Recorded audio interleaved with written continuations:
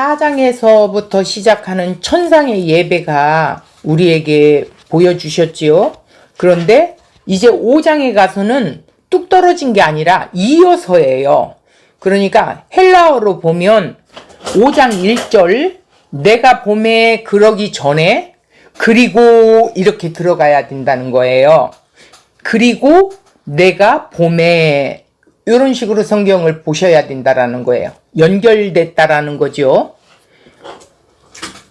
무엇을 봤다라는 거요? 열린 문 안에서 하나님 나라를 봤다라는 거예요. 자, 보좌에 앉으신 이의 오른손에 두루마리가 있대요. 보좌에 앉으신 이의 뜻이 뭐라고 그랬어요? 통치와 다스림이 있는 곳이라고 그랬죠. 승리한 자리라고 그랬어요. 이것은 뭘로 다스리느냐, 이거를 우리가 확실하게 알아야 돼요. 세상은 권력, 힘으로 다스리지요. 그러나 하나님 나라에서 하나님이 하나님의 백성들을 다스리는 건 섬김, 사랑, 은혜, 희생으로 우리를 다스린다라는 사실을 깊이 기억하셔야 돼요. 자, 보좌에 앉으신 이의 오른손에 이렇게 나오는데 이가 누구냐는 거예요. 그 이가 누구냐는 거예요. 여기에서는 성부 하나님으로 해석해야 된다라는 거예요. 자, 두루마리가 있으니 이 두루마리는 구약 성경을 말하는 것이고 안과 밖으로 어떻게 했다고요? 썼는데 7인으로 봉하였다라는 거예요. 이 두루마리 책이 있는데 안과 밖으로, 그러니까 둘둘둘둘둘둘 말았는데 앞뒤가 닥닥닥하게 내용이 있다라는 거예요. 그 내용이 뭐예요? 창세전 하나님의 뜻과 계획, 그 언약이 거기에 기록되어 있는 책을 말하는 것이겠지요. 그런데 이것을 7인으로 봉했대요. 7은 뭐라고 그랬어요? 완전하다. 완전하게 봉했기 때문에 누구도 뗄 수가 없다. 자, 이렇게 해석하면 되겠습니다. 2절에 볼게요. 여기서 내가 봄에 1절은 그랬지만 2절은 또 봄에 또 보았다라는 거예요. 무슨 것을 봤느냐? 힘있는 천사가 큰 음성으로 외치기를 누가 이 두루마리를 펴며 그 인을 떼기에 합당하냐 하나. 이걸 누가 뗄 수 있겠느냐? 이러면서 천사가 큰 소리로 외쳤대요. 두루마리를 누가 펼 수 있느냐? 누가 이 장애물을 열 수 있겠느냐? 뭐 이런 뜻이겠지요. 자, 그러면서 3절에 가니까 하늘 위에나 땅 위에나 땅 아래 능히 그 두루마리를 펴거나 보거나 할 자가 없더라. 반복해서 이야기하는 거예요. 인을 뗄 자, 그 합당한 자가 아무도 없다, 이 소리예요. 자, 4절을 볼게요. 그 두루마리를 펴거나 보거나 하기에 합당한 자가 보이지 아니하기로, 계속 반복이죠. 세 번째. 그러면서 누가 울고 있어요? 요한이 크게 울었더라는 거예요. 그러니까 현실에서 이 열자가 없다는 것을 보고 울었다라는 거예요. 반드시 이것은 열어서 공개되어야 함에도 불구하고 이 현실에서는 누구도 열자가 없기에 울었다라는 그런 거예요. 이제 우리가 이따 원고를 보면 자세히 알겠지만 에스겔서의 내용에서도 나오고 있어요. 자, 5절 보겠습니다. 장로 중 한 사람이, 거기 장로가 있었지요. 장로들이 있었는데 이 장로 중 한 사람이, 구원받은 자 중 한 사람이 내게 말하되, 요한에게 말하되 울지 마, 울지 마라 이러면서 약속의 말씀을 다시 상기시켜 주는 거예요. 유대 지파의 사자 다윗의 뿌리가 이겼으니 그 두루마리와 그 7인을 떼시리라 하시더라 이랬어요. 그분이 되시겠죠. 예, 예수 그리스도가 십자가에 의해서 인을 떼겠다라는 것이죠. 언약의 책의 내용이 뭐예요? 예수 그리스도의 십자가의 죽음과 부활, 그 언약의 모든 내용이 다 공개가 된다라는 거예요. 그래서 십자가의 죽음으로 이미 인이 떼어진 것을 보여주신 거예요. 자, 그러면 우리가 이렇게 지금 본문을 간략하게 좀 짚고 넘어갔는데 이제 원고로 들어갈게요.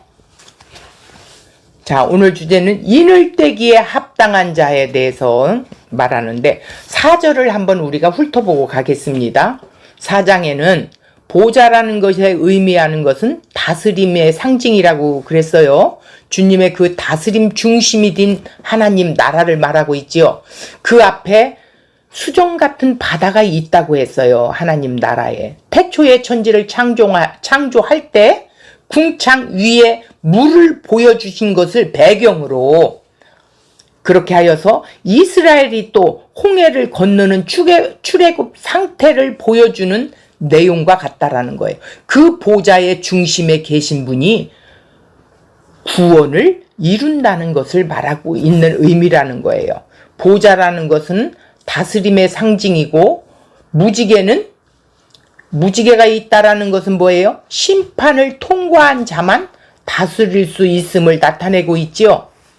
그리고 7 등불은 7 영인데 언약을 완성하신 하나님께서 성령으로 교회를 장악하고 계심을 의미하고 있는 거예요. 그래서 7 영으로 성령에 의한 완성하신 내용이다 이렇게 보면 돼요.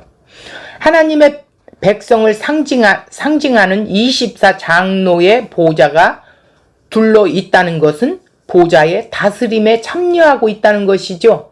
그 하나님 다스림 안에 구원받은 백성들이 참여하고 있다는 거예요. 그 다스림의 내용은 24 장로인데 하나님의 백성, 교회에 택한 백성들을 말하고 있어요. 내 생물이 교회든 동서남북 모든 피조물 세계든 보좌에 앉아 계신 그분, 이제 5장 1절에 하나님이라고 되어 있지만 그분이 즉 예수 그리스도라는 거예요. 4장에서 보여주는 내 생물 자체도 이스라엘의 그 언약궤를 중심으로 해서 진을 치고 있고 행진하고 있는 것을 그대로 보여준 내용을 말하고 있어요. 자, 하나님의 언약궤를 중심으로 다스리신다라는 것이죠. 그래서 내 생물을 통해 모든 피조물이 하나님을 찬양하고 24 장로들이 자기 화관을 보좌 앞에 드림으로 모든 영광이 돌려지는 곳이라는 거예요. 그래서 결국 구약의 성전은 그 모습이 이 하늘 성전을 미리 보여주셨던 거예요. 이거는 먼 미래가 아니라 어린 양 예수의 희생에 의해 어떻게 됐어요? 한 몸 된 자기 백성을 성전으로 삼으신 하나님의 나라를 말하고 있다라는 거예요. 이것이 4장의 전체 내용을 요약한 거예요. 자, 그럼 우리가 5장 1절에 들어가서, 자, 1절 들어가기 전에 그리고 내가 봄에 이렇게 그리고를 넣으라고 그랬어요. 성경에 그리고를 넣으세요. 내가 봄에 보좌에 앉으신 이의 오른손에 두루마리가 있으니 안팎으로 썼고 7인으로 봉하였더라 그랬어요. 완벽하게 봉해졌다라는 거예요. 내가 봄에 헬라어로는 그리고 나는 보았다 이런 내용이라고 했지요. 자, 4장의 말씀과 끊어져 다른 것을 말씀하는 것이 아니라 연결하여 중요한 장면의 계시가 주어진 뜻으로 그리고 나는 보았다 이렇게 1절이 나가게 된 거예요. 보좌에 앉으신이라는 것은 세상을 주관하고 자신의 계획과 뜻대로 일하시는 하나님이시라는 거예요. 자, 궁금증은 이 책이 과연 무슨 책이냐? 생명책이라는 거예요. 계시록 3장 5절에 하나님의 오른손에 있는 생명책은 무엇 때문에 있습니까? 그것은 어떤 인간도 자기 행위로는 구원을 얻지 못한다는 것을 보여주기 위해서라는 것이죠. 인간은 에덴 동산에 쫓겨난 존재라는 것을 염두에 두고 성경을 보자고 했습니다. 쫓겨났기 때문에 생명에 대해서는 인간은 전혀 개입할 수가 없고 인간에게는 오직 영원한 멸망만 있을 뿐이다. 이렇게 봐야 돼. 모든 사람이 죄를 범하였음에 하나님의 영광에 이르지 못한 거지요. 자, 두루마리란 비블리온, 오늘날의 책을 말하고 있어요. 봉하였다. 봉하였다라는 건 뭐냐면 봉인하다, 인을 쳤다, 밀폐시켰다, 봉납으로 묶었다. 그 책의 안쪽과 뒤쪽에 글이 가득 쓰여 있음을 보았으나 그 내용을 알 수가 없습니다. 이런 표현이에요. 7 인으로 봉하였다. 하나님께서 봉하셨다는 거예요. 완벽하게. 오른손이라는 그분의 주권 앞에 강조되어 있는 거예요. 그리고 이 두루마리 이 책의 내용이 무엇인가요? 본다면 성경에 말씀하고 있는 두루마리란 영원히 구약을 배경으로 하는 책이다. 요한이 엉뚱한 책을 말하는 것이 아닙니다. 출애굽기 24장 4절을 보면 모세가 여호와의 모든 말씀을 기록하고, 이게 뭐예요? 2 돌판에 기록했지요. 이른 아침에 일어나 산 아래 제단을 쌓고 이스라엘 12지파대로 12기둥을 세우고, 5절 이스라엘 자손의 청년들을 보내어 여호와께 소 번제와 화목제를 드리게 하고, 6절에 모세가 피를 가지고 반은 여러 양푼에 담고 반은 제단에 뿌리고, 7절 언약서를 가져다가, 이것은 언약서는 언약책입니다. 백성에게 낭독하여 듣게 하니 그들이 이르되 여호와의 모든 말씀을 우리가 준행하리이다 이랬어요. 8절 모세가 그 피를 가지고 백성에게 뿌리며 이르되 이는 여호와께서 이 모든 말씀에 대하여 너희와 세우신 언약의 피니라 이랬어요. 십계명을 언약책으로 2개의 돌판에 기록했다는 것이지요.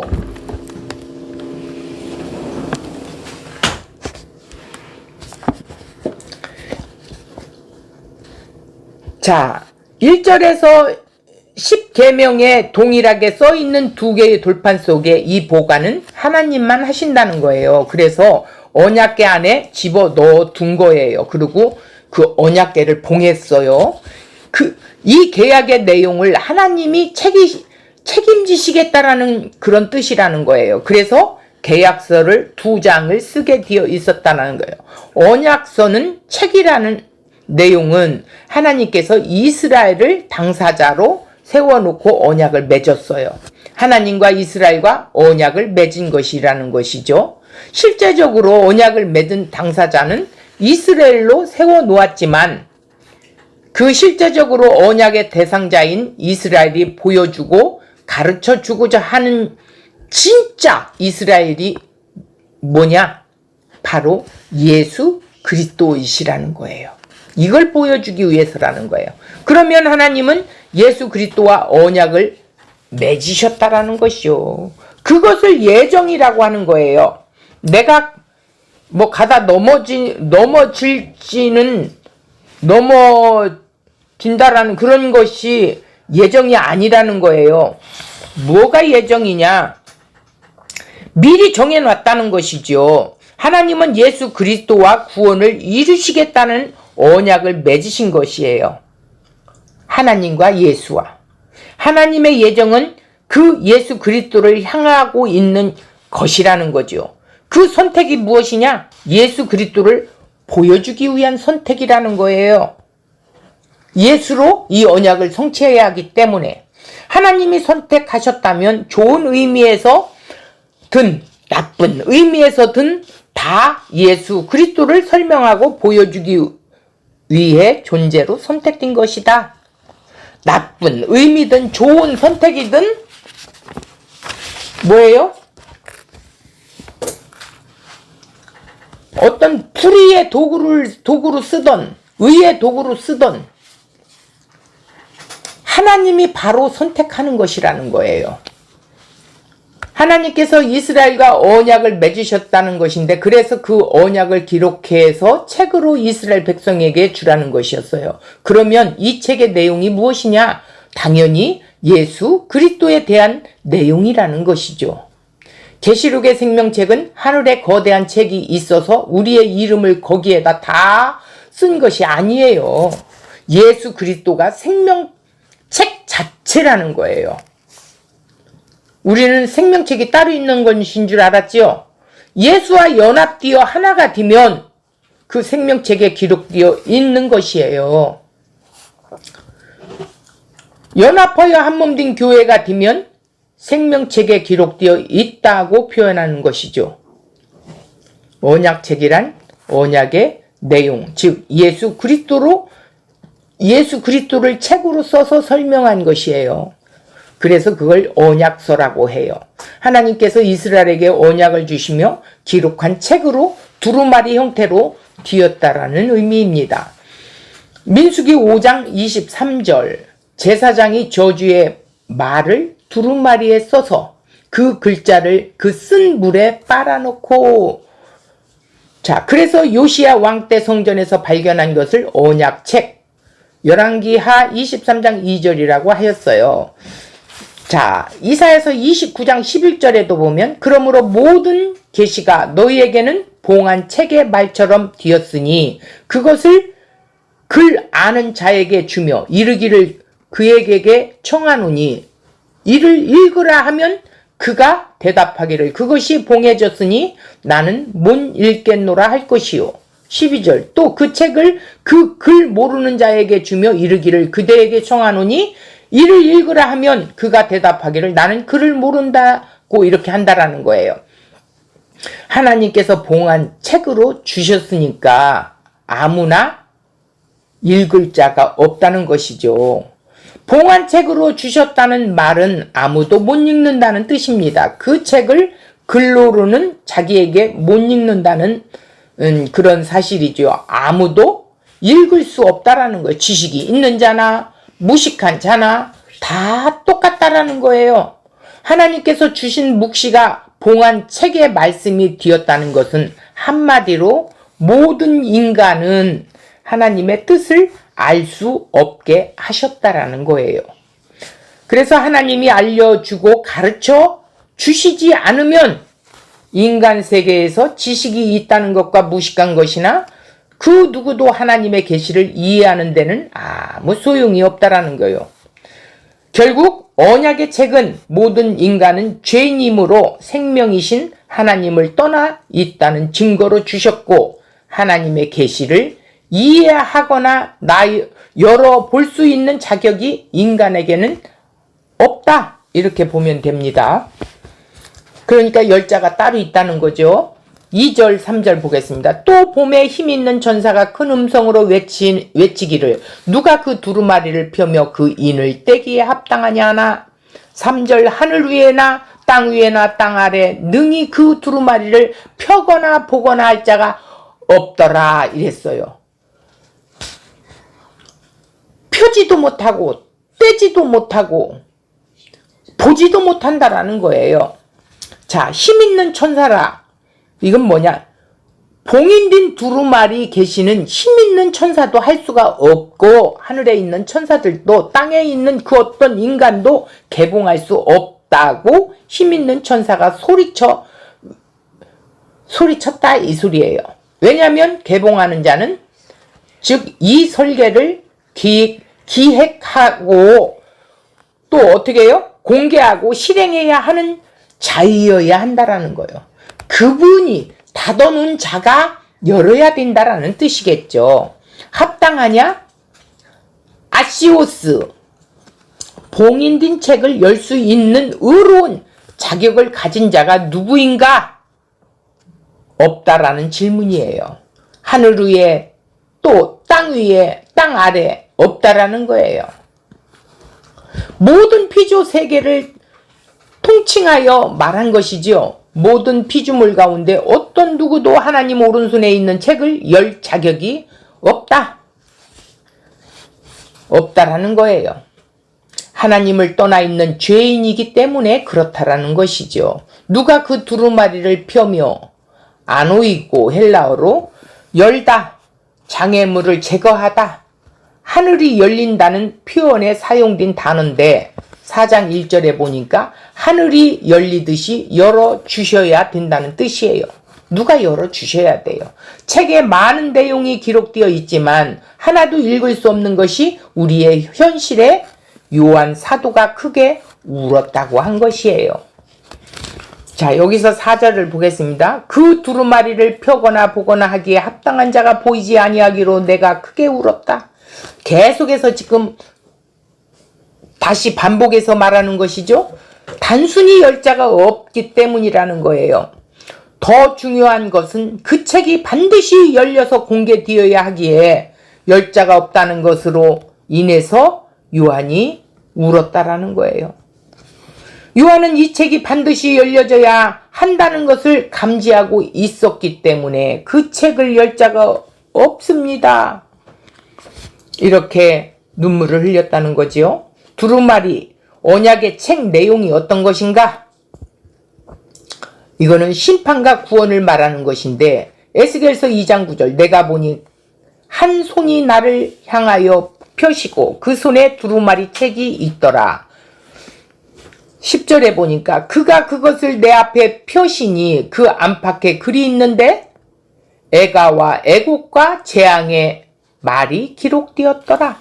다니엘서 12장 1절 그때에 내 민족을 호위하는 큰 군주 미가엘이 일어날 것이요 또 환란이 있으리니 이는 개국 이래 그때까지 없던 환란일 것이며 그때에 내 백성 중 책에 기록된 모든 자가 구원을 받을 것이라.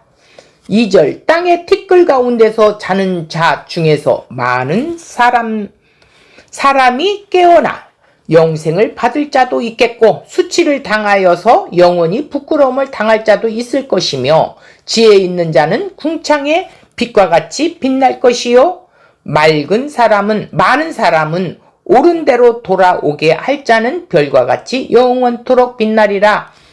다니엘아 마지막 때까지 이 말을 간수하고 이 글을 봉하라. 많은 사람이 빨리 왕래하며 이런 내용들이에요. 에스겔이 본 책에 애가와 애곡과 재앙의 말을 하였고 다니엘서에서는 구원과 환란과 심판을 받는 내용을 말씀하고 있다라는 것이에요. 한마디로 하나님의 일하심에 따른 심판, 구원 계획이 기록되어 있다 이렇게 보겠습니다. 그것은 하나님께서 언약대로 일하시는 내용이라는 거예요. 요한이 본 책과 에스겔이 본 책과 다르지 않지요. 그렇기 때문에 요한이 크게 울었다고 하는 것은 책의 내용이 공개되지 않는다면 어떤 일이 벌어질지 알고 있기 때문에 크게 울었다는 거예요. 이렇게 책의 인봉이 떼어지고 공개되지 않는다면 성도들이 큰 환난에서 무사히 통과하게 될 보장이 없는 것을 요한은 감지했지요. 인간이 떼어지지 않는다면, 인봉이 떼어지지 않는다면 결코 성도의 눈물이 씻겨질 날이 없겠지요. 예수를 십자가에 못 박아 죽인 자뿐만 아니라 십자가에 예수와 함께 죽은 자들에 대한 하나님의 공의로운 심판도 없으며 최후 승리에 대한 보장도 없기 때문에 요한이 크게 울었다는 거예요. 그래서 이 생명책이 7인으로 봉해져 있습니다. 7인이란 것은 세상의 심판을 담고 있는 것을 말하고 있는데 따라서 7인이 떼어지면 세상의 심판이 어떻다는 것이 드러나게 된다는 것이죠. 그리고 그 세상 심판의 기준은 생명책이 펼쳐짐으로써 드러나게 되겠죠. 세상이 망해야 한다면 왜 망해야 하는지 그 기준이 생명책이 펼쳐짐으로써 드러난다는 것이죠. 세상에서 무엇가 생명책이고 무엇가 심판인지 책을 펴고 인을 떼기에 합당하신 분이 오셔서 책을 펼 때, 인을 뗄 때 드러난다라는 거예요. 그래서 5절에 보니까 장로 중에 한 사람이 내게 말하되, 이 장로 중 한 사람 누구예요? 구원받은 자는 이미 그는 하늘문이 열려 하늘에 있기에 알 수 있죠. 그러니까 울지 마라 그런 거예요. 누구에게? 요한에게. 유대 지파의 사자 다윗의 뿌리가 이겼으니 그 두루마리와 그 7인을 떼시리라 하더라. 자, 유다 지파의 사자 창세기에 보면 뭐 어떻게 나와요? 이미 유다 지파에 대한 예언이 나오지요. 유다 지파에 대하여 겸손하고 고난당하는 메시아가 아니라 권능자, 전능하신 자, 통치를 이미 예언하고 있었어요. 자, 창세기 49장 9절을 볼까요? 유다는 사자 새끼로다. 유다가 제일 앞에 동쪽에서 사자 깃발을 들고 행진했지요. 내 아들아, 너는 움킨 것을 찢고 올라갔도다. 그가 엎드리고 웅크림이 숫사자 같고 암사자 같으니 누가 그를 범할 수 있으랴. 10절 규가 유다를 떠나지 아니하며 통치자의 지팡이가 그 발 사이에서 떠나지 아니하시기를 실로가 오시기까지 이르리니 그에게 모든 백성이 복종하리로다. 여기에서 규, 실로 이런 것을 보면은, 자, 한번 자세히 들어볼게요. 유다 지파를 일컬어 통치의 상징인 왕의 지팡이가 규예요. 규. 이건 뭐냐면 쥐봉 같은 거예요. 왕이 쥐하는 거예요. 그러니까 하나님이 다스린다라는 뜻이죠. 규가 떠나지 않으리라고 한 선언은 유다 지파의 사자로 이 땅에 오실 예수 그리스도를 말하는 거예요. 그분이 통치하신다라는 거예요. 그분이 이루신다는 거예요. 자, 실로라는 것은, 실로는 이스라엘 백성이 처음 회막을 세운 곳이에요.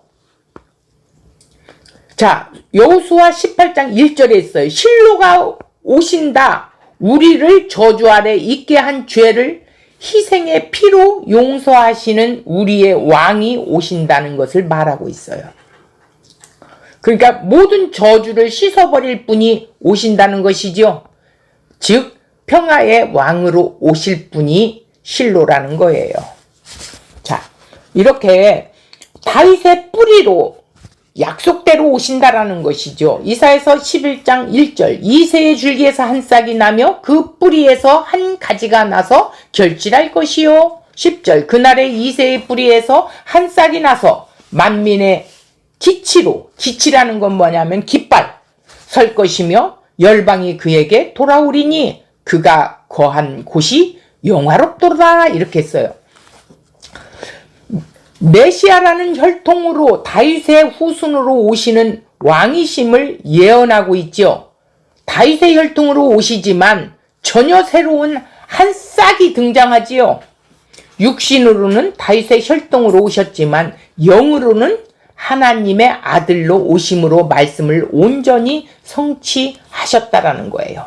언약의 책에 보여주셨던 심판을 그 홀로 쥐봉으로 다 담당하심으로 자기 백성들을 구원을 이루시기 위해 어떻게 요한복음 6장 33절 내가 세상을 이기었노라. 그분이 이기셨다고 선언했어요. 같은 말은 죽음과 부활을 이루신 다음 그 십자가가 죽음을 통해 하나님 아버지께서 마태복음 28장 18절 하늘과 땅의 모든 권세를 예수님에게 주셨다라는 거예요. 이렇게 말씀하고 있죠. 그러므로 십자가의 죽음으로 하나님의 언약을 온전히 성취하셨기에 인을 떼시기에 합당한 분이 누구냐? 그분이 오신다라는 거예요. 울지 말라는 거예요. 이제 예수 그리스도의 십자가 의에 인이 떼어진 상태이지요. 뗄 것이다가 아니라 이미 떼어진 상태로 봐야 합니다. 언약의 책의 내용이 예수 그리스도의 십자가의 죽음과 부활로 그 언약의 모든 내용이 다 공개된 것입니다. 십자가로 죽음으로 이미 인을 떼셨어요. 그 인을 떼시는 분을 설명하기 위해서 요한이 인을 뗄 자가 없어서 울었다는 것을 표현함으로 극적으로 인을 떼는 분에게 초점을 맞추고 관심을 가지도록 유도시킨 거예요. 예수님의 피가 생명이 되고 구원의 근거가 된다는 사실이 다 드러났기 때문입니다. 따라서 오직 예수 그리스도만 그 책에 7인을 떼시기에 합당한 분으로 인정하는 자가 즉 교회요 성도라는 것이에요. 그걸 아는 자가 교회고 성도예요. 기독교 신앙을 가졌다는 것은 나의 선택이 아니지요. 누구의 선택이에요?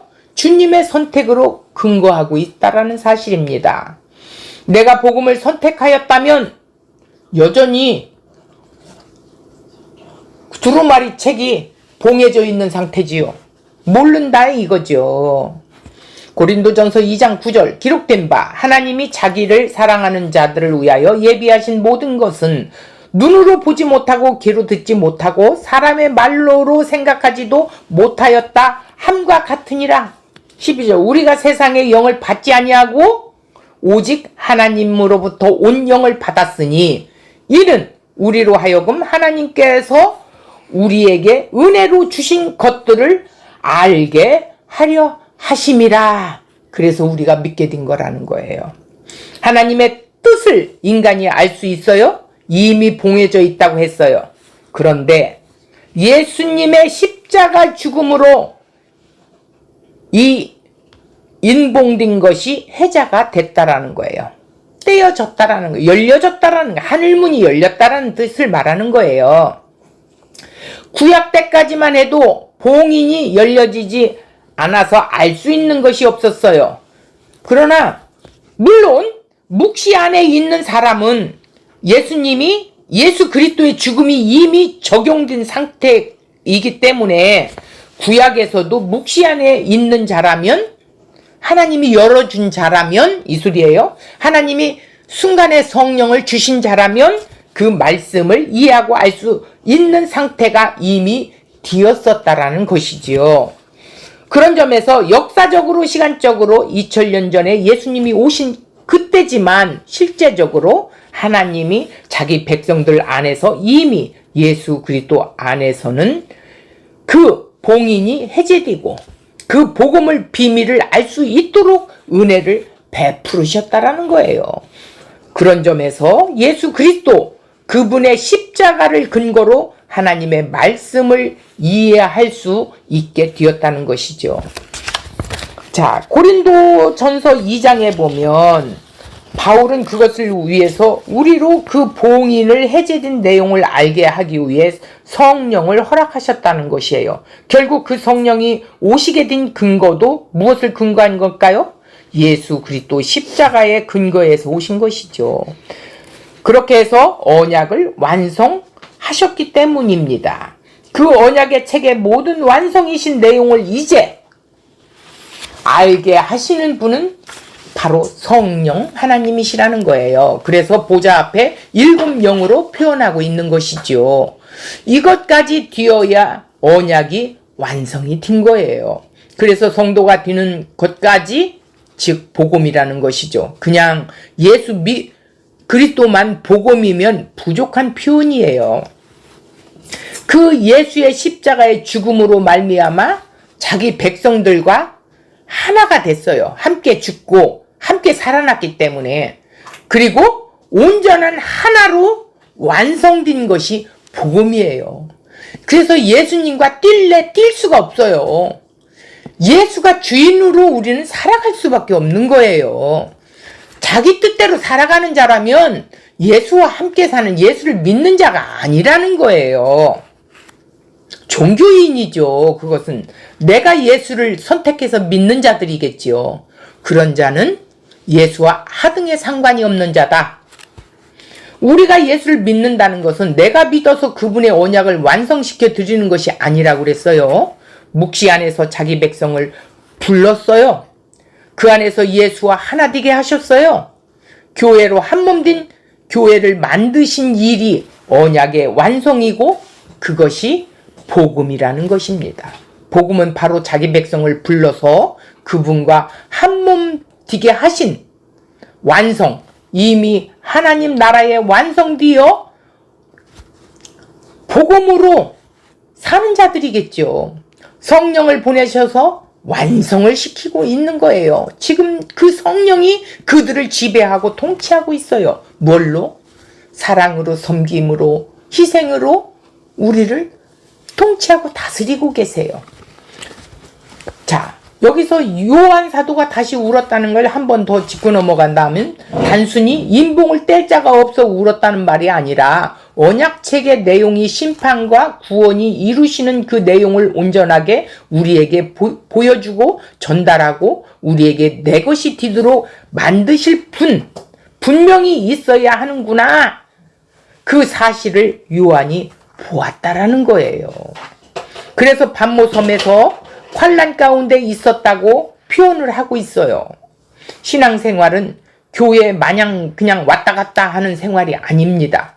이제까지 교회에서 뭐 제자 훈련을 받고 교회 열심히 하고 그의 신앙생활을 생활이라고 이렇게 착각하고 있는 자들이 많은데, 신앙생활이란 뭐예요? 예수 그리스도와 하나 되어 함께 거하고 함께 사는 거예요.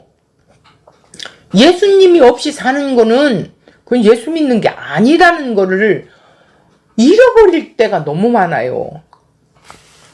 환난 가운데 짜내는 것이에요. 우리를. 이 세상에서 고난을 줘요. 환난을 줘요. 하나님의 나라에서 사는데도 불구하고 참음의 인내를 주셔요. 왜? 나는 죽고 예수만 남게 하기 위해서예요. 그게 하나님의 백성들이라는 거예요.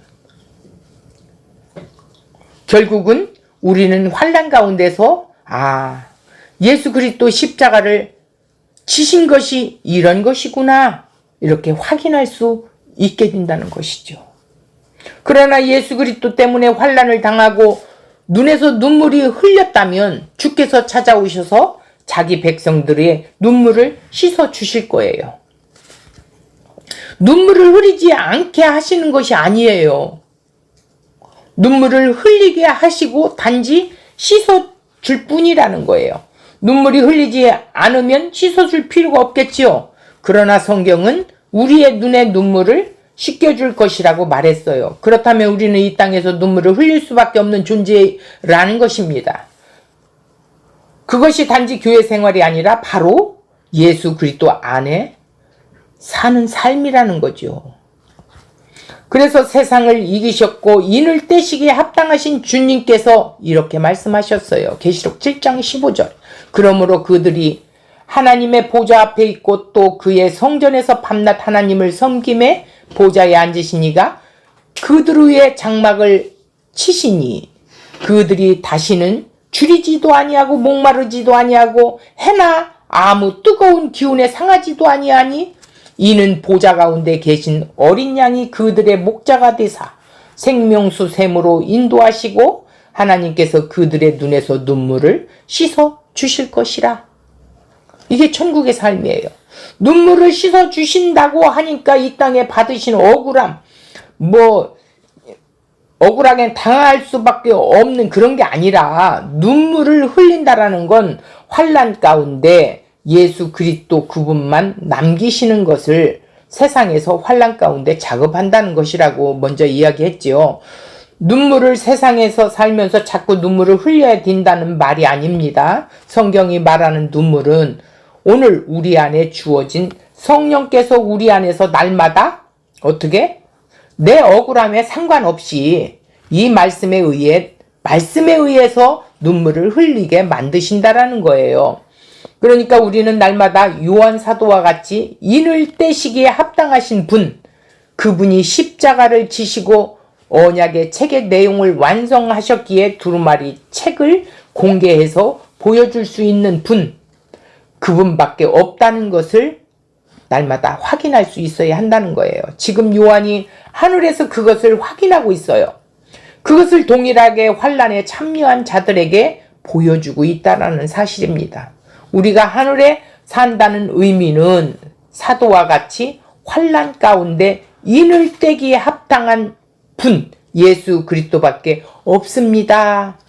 그 십자가의 죽음에 오늘 또 예수 그리스도와 하나 된 것을 매일 확인하며 십자가의 자리에 우리가 있는 것이죠.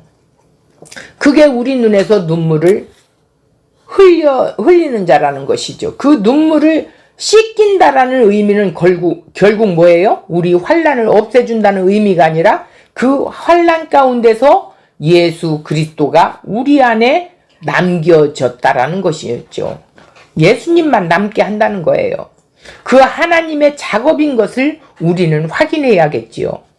그래서 우리는 일생 동안 살면서 날마다 착해지고 거룩해지는 것이 아니라 그 말씀을 개봉해서 심판과 구원을 어떻게 해요? 예수 그리스도 그분이 홀로 담당하고 구원을 이루신 분이구나. 그분이 합당한 분이구나. 맞아. 그분이 아니면 안 돼. 이렇게 우리는 그 십자가 자리를 날마다 확인하는 그것이 인을 떼기에 합당한 자를 날마다 볼 수 있다라는 거예요. 계시록에서 말하는 즉 그 이야기를 말하고 있는 것이죠. 그 결론으로는 미래의 인을 떼서 심판을 내리게 될 것이니까 대비를 하거나 준비한다는 것의 의미의 구원을 받지 못한 자들은 그것을 증명시키고 있는 거예요. 그렇게 잘못 이해하고 있는 자들. 자꾸 무엇을 하려고 하고 무엇을 찾아가려고 하는 것이 아니라는 것이죠. 지금 십자가로 이미 보여주신 인을 떼신 그 현장, 그 십자가의 자리로 오늘 또 네가 그 십자가의 자리를 확인하고 있느냐? 이걸 보라는 것이죠. 그것을 물으시고 있는 거예요. 이것이 계시록이에요. 미래에 일어날 일을 어떻게 보여줄 것인가 그 말씀을 하고 있는 것이 절대 아니라는 것이죠. 너 십자가 알고 있어? 그 십자가에 네가 죽은 것이 복음이다? 그것 확인하고 있어? 정말로 확인하고 있는 거야? 묻는 거예요. 오늘 또 우리의 자리가 다시 십자가로 뒤돌려지는 그 은혜가 있어야 된다라는 거예요. 그러니까 십자가로 예수가 임봉한 7인으로 꼭 싸매놓고 도장을 딱 찍어서 누구도 손을 댈 수가 없어요. 그 도장을 찍어놓은 임봉한 그분만이 그걸 뗄 수가 있다라는 것이에요. 그분이 누구냐는 거예요. 그분이 약속대로 오셔서 십자가에 죽으시고 부활하셔서 성령을 보내 우리에게 영적인 눈을 열어 이 봉인된 책을 펼쳐 보여주신다라는 뜻의 의미를 말하고 있는 거예요. 그러니까 이것을 예수 그리스도가 완성하고 성취하신 것으로 보지 않는다면 엉뚱하게 해석이 돼서 미래에 되어질 일로 근심과 염려와 두려움이 가득하겠지요. 그러나 영적인 눈이 열리고 성령이 임한 자는 인을 떼신 그분을 알기에 오늘도 그 십자가에 우리가 머물러서 다시 한번 그분의 완성하심을 보고 우리가 찬양을 올려드리는 천상의 예배자로 설 수 있다는 거예요. 우리의 삶 속에 천상의 예배자의 삶을 살아야 된다는 거예요. 우리가 먹든지 마시든지 무엇을 하든지 우리는 예배자로 서는 거예요. 내가 쉼을 갖는 것도 예배하는 거예요. 그렇기 때문에 우리는 세상에 묶여있는 자가 아니라는 사실을 오늘 말씀에서 우리를 발견하게 됐죠. 자, 오늘 이것으로 마치겠습니다.